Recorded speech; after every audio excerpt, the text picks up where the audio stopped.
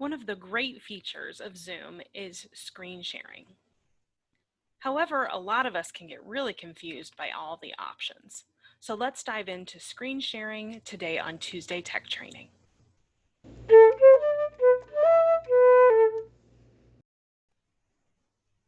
Today we're talking about all things Zoom screen sharing. The things we want to cover today are the security and how that centers around screen sharing. And then we'll talk about screen sharing itself and what to expect, what the host sees on their bar, all the different options. We'll go through the toolbar itself and talk about all the different things that are there. We'll also talk about annotating, what that is and how that works in screen sharing. And then lastly, we will talk about whiteboards and what to use those for, what that is, and how to use it in Zoom. First, let's talk about Zoom screen sharing settings and annotation settings. Now, let me explain what annotation is for those who aren't familiar. Annotation is when you can write on the screen. And this isn't something that stays on your computer or stays on the screen or stays on a whiteboard, which we'll talk about later. It's something that can be captured in the moment, and you can even save either your screen or you can save the whiteboard with those annotations on it, and then it goes away once you turn that off or once you leave Zoom.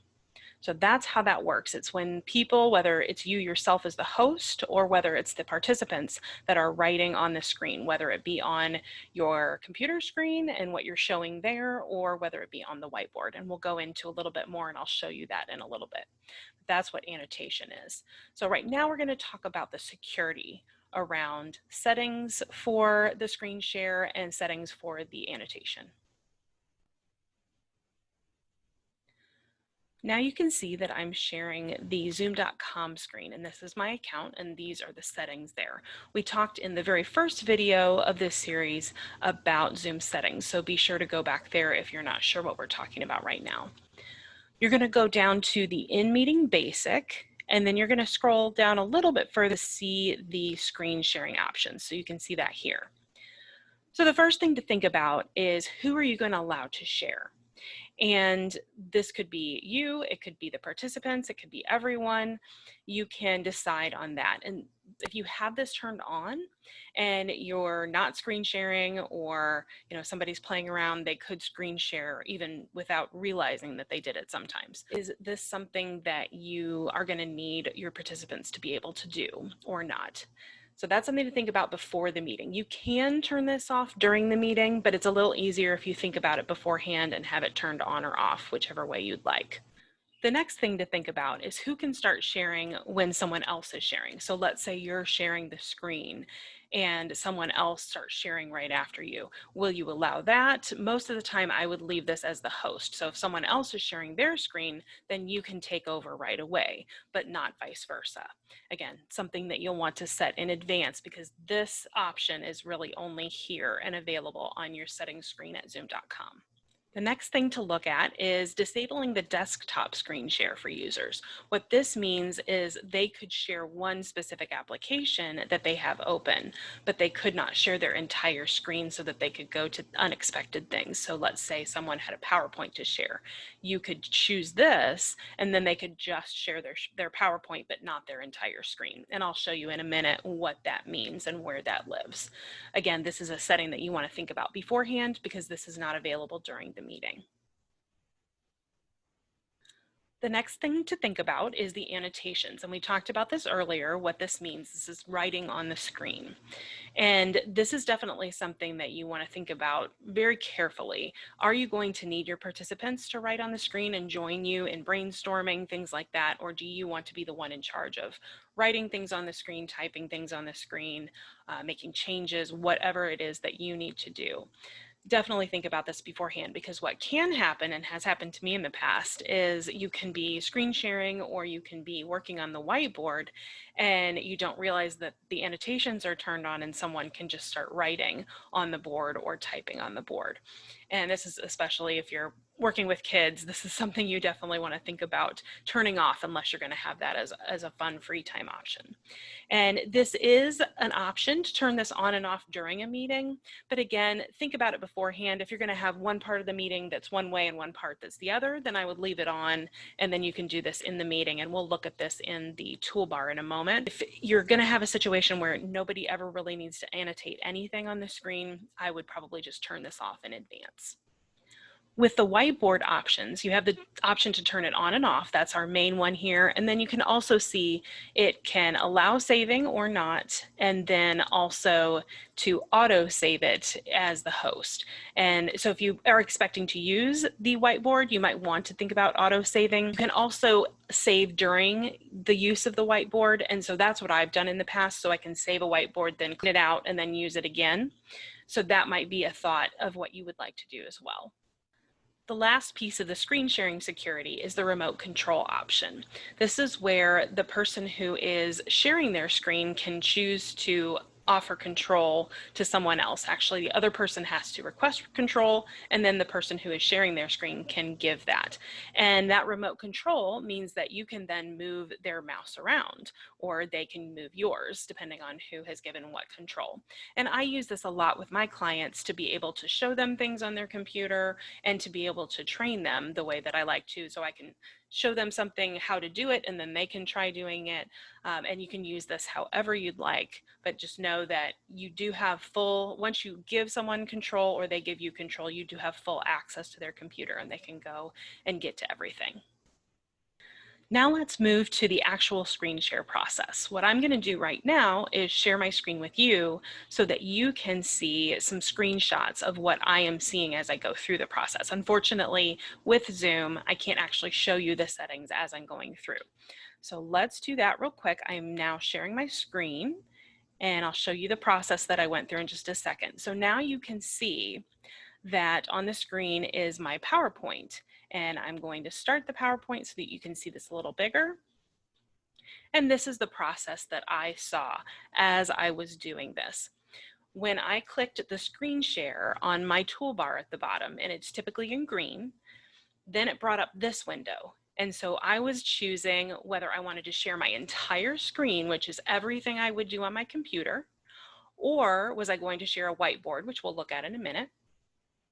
Sharing an iPhone or iPad, there are some extra features there. And then the last three are the windows that I had open. So you can choose to share just that window. And in this case, I chose to share my entire screen so that I could move around, but I might have just chosen to share the PowerPoint presentation with you. Those are the options you want to think about. And again, think about this all in advance before you do your meeting so that you're prepared for how exactly you're going to maneuver through this.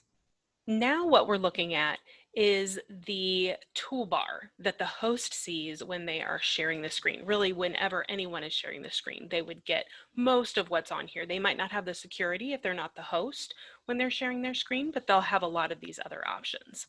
So what you can see here is we have our typical things that are on our bottom bar, but they jump to the top so that you have more access to your screen as you're sharing. You can get to all of your same audio, video, security, and participants options. They'll just open a little bit differently. And now you see that there's a few other newer options here. There's a new share if we want to share something different. There's pausing the share if you want to go back to where you can talk to everyone and see everyone's faces. The annotate, which we'll go into in a minute.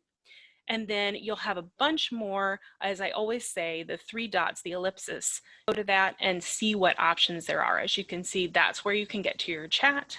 That's where you could get to breakout rooms straight from your screen sharing. That's where you can get to your recording. And of course, right now I'm in the middle of recording, so that's why it says pause recording or stop recording.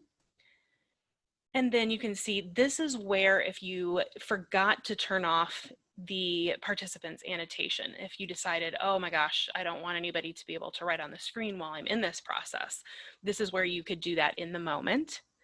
You can also show the names of the annotators if you do want people to join in with you writing on the screen in some way. You can hide your video panel, so that basically takes away all the pictures of people and you can focus just on what's on the screen. You can hide the floating meeting materials. You can share your computer sound. This is really important if you're going to share a video. If you want your participants to watch your video as you are sharing your screen, you need to turn on the share computer sound option. And lastly, the optimized share for full screen video clip is if you are going to be sharing an actual video clip on the full screen and everybody's going to be watching that, you can optimize that so that it looks clean, clear, there's not a bunch of stuff going on around it. And so you can use that if you're going to be sharing that video clip as well. So you can see those two are in that section, the share computer sound and optimize for a video clip are together, and you probably want to do both of those if you're going to be sharing a video with your participants. And here you can also end your meeting if you need to do that from the screen share. If something happens, you need to drop real quick, or you don't need to go back to seeing everyone, you can end your meeting from this same toolbar. The next piece we'll talk about is what happens when you click that annotate pencil.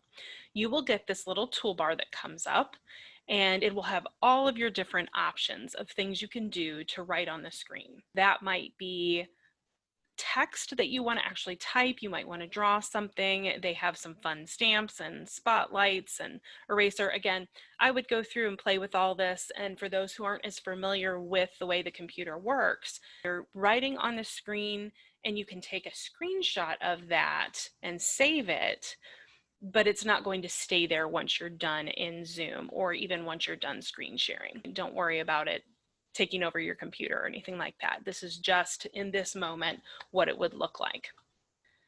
The main things I want to point out about the annotation toolbar is the formatting. If you need to format for color or for font or anything like that, you want to do that before you start using your other tool. I've gotten tripped up by that a couple times. So format and then use your tool. And then also when you click on clear, you have the choice to clear just your markings, just other people's markings, or you can clear the entire board. And then the last piece, save. As I was saying before, I often like to use a whiteboard for multiple different things. So we might use a whiteboard and then we'll save what that whiteboard looks like just at that moment. Or even when I'm sharing a screen, maybe sharing a document or talking about potential edits. We can make those changes, write those things on the screen, save that. Then you can clear the board and you can start over again. So that's how I like to use the annotation options.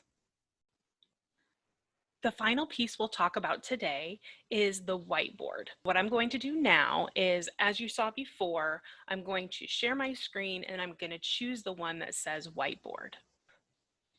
What happens when you start a whiteboard, whether you're the host or whether you're someone else sharing a whiteboard, you automatically get the annotation screen because Zoom assumes that you're not just going to sit there with a white screen, that you're going to want to make changes, you're going to want to make edits, and you might want to draw on the screen. So it gives you that annotation toolbar that we looked at just a moment ago. With the whiteboard, you have all of those options that we were talking about before. You have the option to type text on your whiteboard. You have the option to draw on the whiteboard. And again, if you want to change the color, then you change it first in the format and then you go to what you want to do with that color. And you do have things like arrows, so think about how that could be helpful, whether it's on your whiteboard or you can even use all these things on the screen share as well. Think about how these could all be helpful. There's all different kinds of stamps, so that can be a fun thing. Kids often like using these. The spotlight option will actually put a spotlight on your mouse cursor. And so that can be really helpful if you're trying to point at things on your screen. That would be even more helpful on the screen share piece. And the other annotation options you can undo and redo, just like you would do in a document. You can erase things one at a time, or again, as we talked about before, you can clear your markings, other people's markings, or the entire board. And then of course you can save your board as it stands now, and you can save that to your computer. And the way I used this to facilitate a meeting was to do a whiteboard about a certain topic. I saved it to my computer, wiped everything clean, then we talked about the next topic, saved that whiteboard, and so on.